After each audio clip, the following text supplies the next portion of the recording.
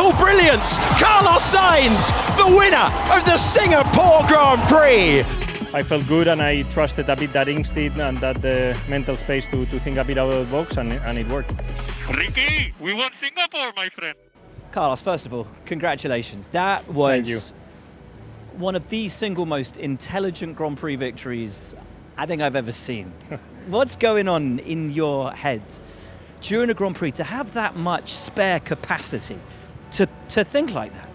Yeah, thank you. Well, first of all, obviously, I having a good moment right now, but also obviously feeling well physically, mentally, and at one with the car helps you know to have the headspace and the mental space to think about things or maybe think a bit out of the box sometimes. And also Singapore is a layout that allows you know maybe to play around a bit with some different strategies and some different ways of driving. And I knew that if I wanted to win, given our race pace and tire degradation, I needed to play a bit or think a bit out of the box to win, and the plan worked well. This isn't a new thing for you, though. We're used to you being in the cockpit, helping cool strategies, come up with your own ideas. That spare capacity, it's always been a part of the way you drive. Yes, it's been part of my driving style, or part inherited in me since I'm a driver, or since I am an F1 driver, let's say. It's my way of racing, and I always try to find things or different things to do. In this competitive world, it's difficult because everyone thinks a lot and everyone is very competitive and everyone tries to find the smallest of advantages. But this time, as I said, I felt good and I trusted a bit that instinct and that mental space to think a bit out of the box, and it worked. Your run of form since the summer break has been astounding. What happened in the summer? Was there anything that just clicked? Not really. I'm not gonna lie. I've been driving well, or I feel like I've been good with the car this year since the very beginning. It is just that the first half of the season was a bit rough in terms of never putting a full weekend together. I only had a couple of clean weekends in Spain, and where was the other one? I don't even remember. Canada wasn't too bad.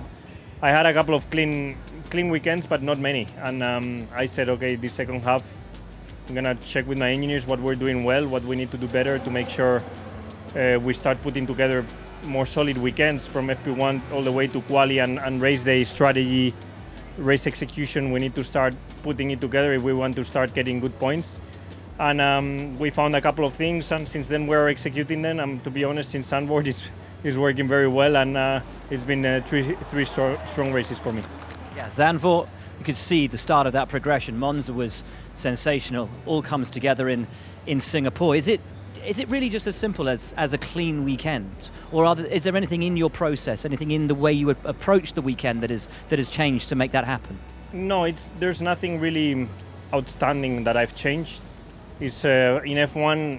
My experience tells me it's all about the incremental gains and the small details, no, and just finding small details with the setup, with the car handling, just finding small details of how to drive the car, adapting my driving, finding ways to execute a better race with strategy, with tire management, with tires in general, with the FP1s, FP2s, be more open to try different things on the car.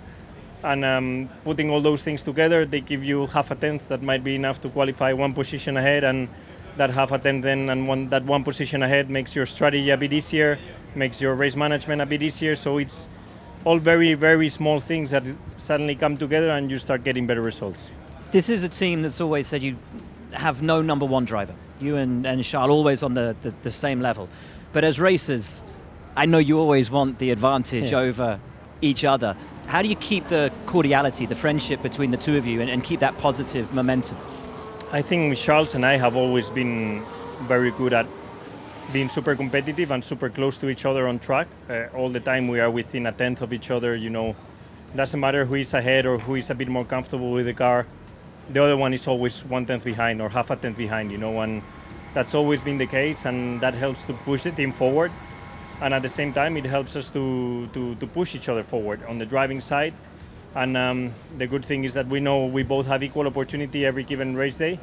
And we complement each other very well. We respect each other, and we always prioritize Ferrari on top of everything. So it's true to say there genuinely is no number one. It ebbs and flows and changes depending on who's got the advantage. Yeah, as much as there is no number one now, there was no number one in 21, no number one in 22. We're not fighting for a championship, so it's not like you really. There's one guy that is fighting for a championship, and the other one has to support. You know, it was me last year when he finished second in the championship. That in Abu Dhabi I went with the spirit of trying to help him and trying to help the team to get P2. In Singapore, he was more on that spirit of trying to help to get the win. We are always whoever has to do the job for the team and for Ferrari will do, and it's all about that compenetration and that compañerism we have. And as you were saying, you've got to be ready to take that opportunity when it arises. You weren't expecting to be as good in Singapore as you actually were. Does this give you hope for the remainder of the season that even on tracks you weren't expecting to be good at, that opportunity, that little glimmer of hope might just arrive? For sure, there's a bit more glimmer of hope, as you say. No, suddenly we've been competitive at tracks, or we've beaten Red Bull in qualifying at tracks where 3 races ago in Zandvoort, when we were nearly a second off the pace, was unthinkable. No, and even beating Red Bull in a race 1 race ago was unthinkable because they were half a minute to a minute in front at the end of the races. To all of a sudden go and win a race, it's something different, something that gives us hope, and it shows us that that we keep working well, we can cut the gap and make it. But at the same time, as we go back to normal tracks that are not the Monzas or Singapores, that are maybe the two extremes, we expect Red Bull to be dominant again and us to be having to do a perfect job to get in the podium. This is the best version of Carlos Sainz that I think this paddock's ever seen. I'm not sure. Nah? I'm not sure. When were you better? I think I was pretty good in McLaren too. It was just that it was in a midfield car and I was finishing P5, P6, P7s, and it was getting less notice, no, or maybe less picked up because it was not for a race win. But I've been doing races like in Singapore, also in McLaren, to win the midfield battles and win the midfield championships. It was just no one watched. Everyone says it was never on TV, but I'm not gonna lie, Singapore is, if not my best weekend in F1, one of the best, 100%. How do you get to that next level then? I know that my good level is very good, and Singapore proves it. No, when I'm driving at my top level, I feel like I can beat anyone, and I can be as good as anyone in this paddock. It's just how often you manage to be in that level, which is the difficult side of a Formula One driver. I think all of us at our peaks, we are very good talents and very good at everything we do. It's just how consistent you can be at your peak, and obviously that's the never-ending challenge of being a Formula One driver, always trying to keep yourself in top form. And you said those marginal gains, weekend by weekend. Marginal gains. And it's as true for a driver as for the team themselves with the upgrades.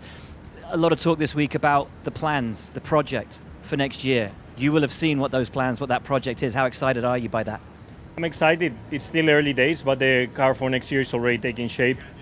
We have very clear targets of what we want to achieve into next year's car, why we still, even if I look like I'm reasonably comfortable in this year's car, I'm not. It's still a car that gives us a lot of headaches when it comes to tire degradation, tire wear, race pace. We still struggle, and in Singapore I wasn't the fastest car on track come race day, and still we managed to win, which is good progress for Ferrari also in terms of race execution and race strategy, you know. And it's all these gains that we want to do on next year's car that will allow us hopefully to have a better race car next year and have to think less out of the box to win the races. That's a really good point, and it probably hasn't been picked up enough. Start of the season, people were digging on Ferrari for strategy. Mm-hmm. Singapore was the perfect strategy, perfectly executed. Yeah. No one's really brought that up.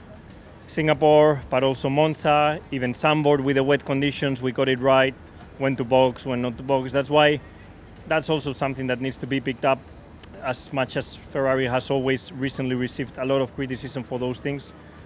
I think it's time not to give a bit of credit on that side to the team. We still have a lot of work to do, don't worry, we know that, but at least we're on the right path. And finally, a word for Fred, who was up on that podium with you. You talk about the vindication for the team in the direction you're taking, but the vindication for Fred too in his first year to have got that win on the board. Yeah, and I'm glad he was up there with me to celebrate, because he's obviously a very special contributor to the changes and the direction we're following recently. He's a very strong team leader that is giving us very good feedback and very good directions to follow as a team. And yeah, hopefully we can keep it that way, and he can also start to feel more comfortable and be ready for the next few challenges that are coming. Thanks, Carlos. Thank you very much.